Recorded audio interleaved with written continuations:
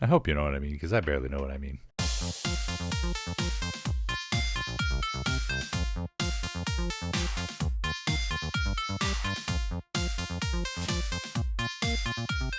Hello, ladies and gentlemen. My name's StepsBasic, and welcome back to my community show.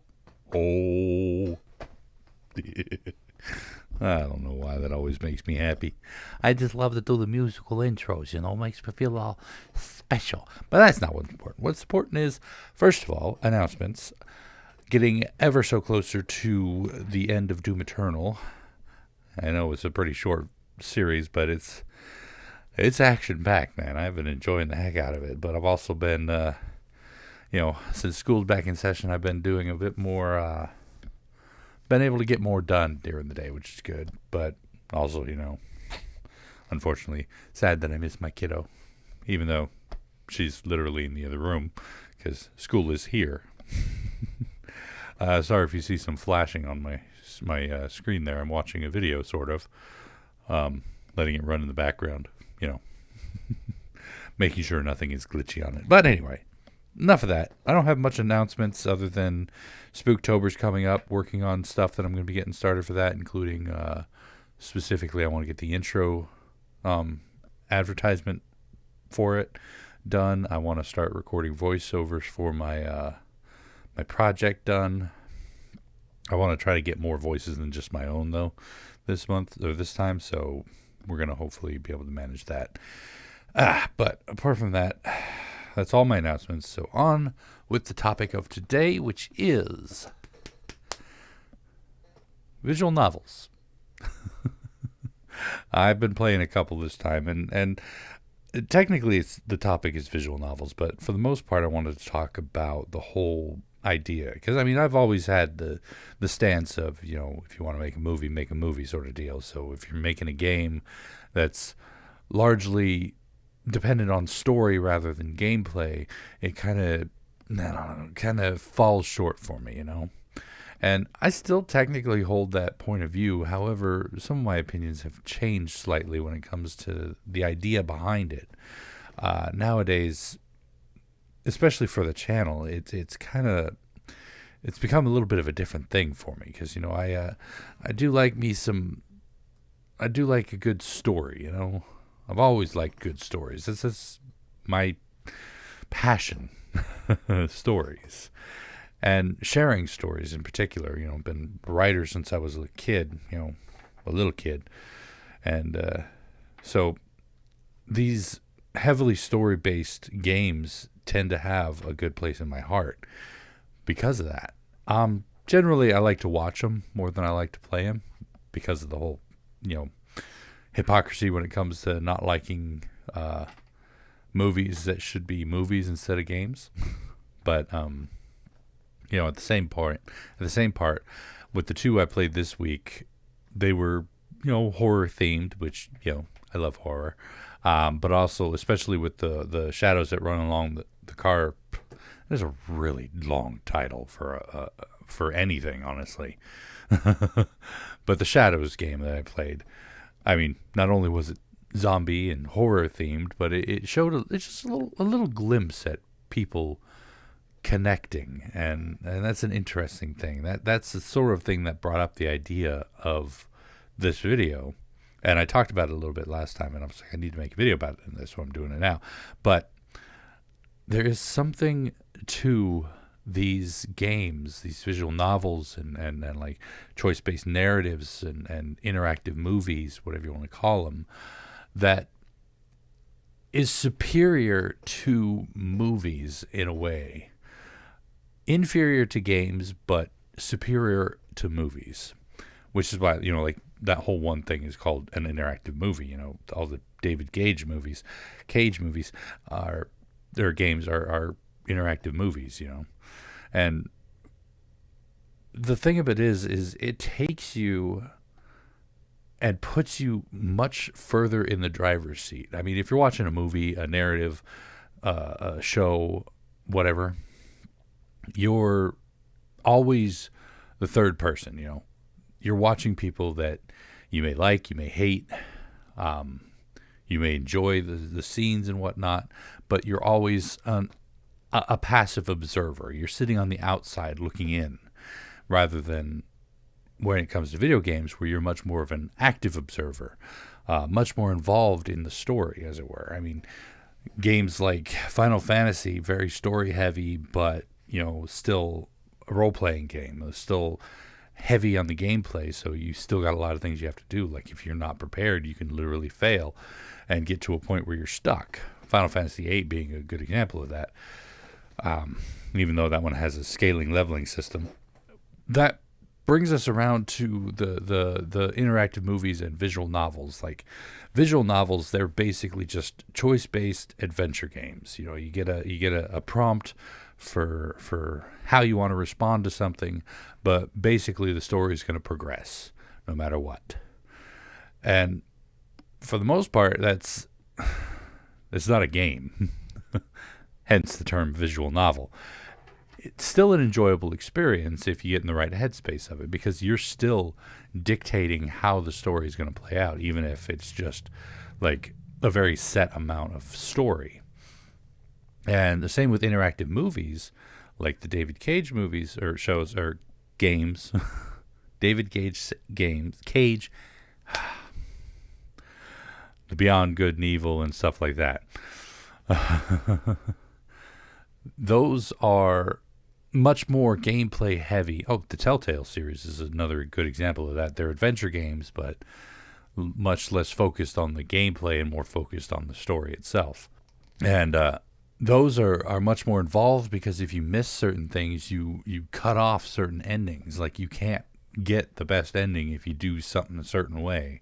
If you forget to pick up something in like a Telltale game, all of a sudden you don't know the information you need, so you can't progress down that particular storyline. Now, granted, they've always got an end, and there's no fail state. In some cases, there is a fail state, but it's no real consequence. It's like you fail it, and then it restarts you at the beginning of the interaction, which of course lends itself to another reason why I don't like them, is because when it comes to a video game, I like the idea of a fail state. Now, granted, gaming has come a long way since my day, since when I first started gaming, when a fail state was a literal, you have to start the whole game over again. Now, of course, obvious examples is RPGs and whatnot, like Dragon Warrior and Final Fantasy, where you could get game over and then just load your last save. But things like Mario Brothers and whatnot made it so that you had a set amount of lives, and if you failed them, if you lost all your lives, and sorry, dude, you got to go all the way back to the beginning. But even in the RPGs and whatnot, you still had a fail state, a game over screen. And nowadays, it's less of a problem because autosaves and other stuff like that. It's funny because a lot of games have that whole retro idea where, you get one life to make it through a game and then you fail, but that's like a super hard mode and not necessarily unlocked right away. And I don't know, I do kind of miss it, but at the same time, gaming wouldn't be nearly as enjoyable these days without that, or with that in it. So I'm kind of glad that went the way of the dinosaur, even if it's still available in certain options. Like Doom Eternal, for instance, has a one life mode. But that's the problem I've always had with virtual novels or visual novels and interactive movies, is there's no consequence. There's no real fail. You can get the bad ending, sure, but it's still an ending. So it's like there's no consequence to messing up, other than you can't get the ending you wanted, but you're still going to get an ending. And no, game over screen does not count as an ending, unless you're playing the original Mario Brothers. So in a way, my opinion is still very much the same, but at the same time, I've kind of broadened a bit to where I know I can enjoy a story now, and as long as it's not like a full game length, like 40, 50 hours of it, I don't mind doing visual novels and stuff for the channel. On my own, I'd rather just watch them still. I think it's part of that whole, it's the middle ground. It'll lure in folks who never want to give video games a chance. And same thing's happening with a friend of mine. He's been trying to convince his wife to get an upgrade for their system, and now they're looking at the PS5, Xbox Series X generation, the next gen as it comes out. They're looking at that, and the swing vote, as it were, the thing that has convinced her that it's a good idea is Man of Medan. They've seen the advertisements for that, and as such, she has been kind of swung in the way of, hey, maybe it's not that bad of an idea. And that's a good idea, because folks who aren't into gaming, who have never really experienced the rush of battle in Doom or the careful tactics of XCOM, or insert other random video game reference here, they may feel intimidated by a full action game, a full impactful game like Doom or XCOM or such and such like that. But a visual novel or an interactive movie may be the perfect bridge for the gap between movie to video game. So, give her Man of Medan, a lady who really likes horror stuff, and watches a lot of crime thrillers and whatnot. Give her the Man of Medan or No Hope, and she'll be like, oh, this is going to be an interesting story, and I get to be involved in it. And that'll be a perfect gap, for a bridge for the gap between the two. So in a way, I feel like not only do these things have a place within gaming culture, but they can be quite a vital tool for expanding the world to those who are uninitiated, if you will. Not to make it sound like a cult or anything. Although, to be honest, sometimes it does seem like people take gaming to a cult-like mentality. Because, I'm still one of those of the mind that video games are just games and you shouldn't take them too seriously. Yeah, you can get emotional when you get a sad story or get upset when something doesn't go right, but in the end, it's still a game. It's something you can put down and walk away and go back to your real life for, But like I said, an experienced video gamer, person who's used to full action games, used to, having to really think things through, aren't going to aren't going to have as much of a high opinion about visual novels and interactive movies. I mean, I freaking hate QuickTime events, mostly because I'm old and my reflexes suck, but I still hate them so much. and like the interactive movies are basically all just QuickTime events. Push this X button, not to, push square not to not die, that sort of thing. And it's just kind of, it feels like baby's first gameplay, as it were. to the more experienced, to the more initiated, the more involved in gaming culture and games and whatnot in general. But we need to kind of accept and acknowledge the fact that these do have a place and a purpose within our society, and getting people more tuned in and more excited about the next installment. And I know Man of Medan didn't go over as good as it could have, mostly because it was a little janky on release, but everybody's looking forward to No Hope, and to be honest, it looks pretty cool, and I'd like to see where that one goes too. But I'm probably going to watch people play it because interactive movies. Although, to be honest, if they play it like I do,